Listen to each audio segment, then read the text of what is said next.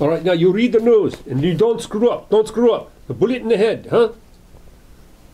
You tune to the startling news show, where we bring you breaking news from our correspondents across the nation and around the world. I am Goodmanson, full of it, your host and news anchor.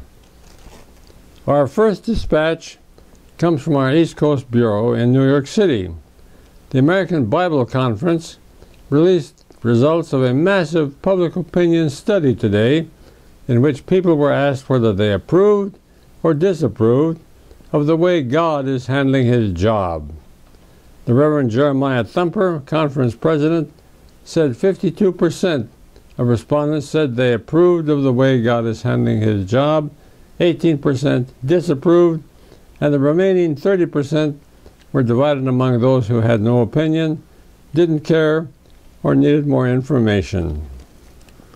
Our next story comes from the African country of Kenya, where a new report by a United Nations monitoring team said the country's road infrastructure is in terrible condition. Kenya's chief road engineer, Maguma Gangatuba, said Kenya has almost no money for maintaining its highways. Instead, he said, his nation is meeting the shortfall with warning signs. For example, Magangatuba said a sign on one major highway reads, "Potholes next 1,900 kilometers." On another rough stretch, a sign reads, "Tighten bra straps, remove dentures, bumpy road ahead." Turning to local news, Thaddeus McDotter, a window washer working on third-floor windows of the downtown Hoosier building, lost his footing today and fell to the ground, landing, fortunately, on a fresh flower bed. An ambulance and police were called, and when police officer Hardy Har arrived, he said he pushed through the crowd and asked McDotter, who was flat on his back, "What's going on here?" Har said the dazed window washer looked up and said, "I don't know. I just got here." Finally, this story.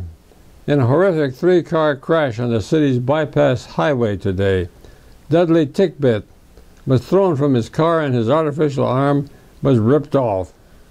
A passerby, Heine Housefly, on leave from a mental institution, inexplicably picked up the artificial arm and made off with it.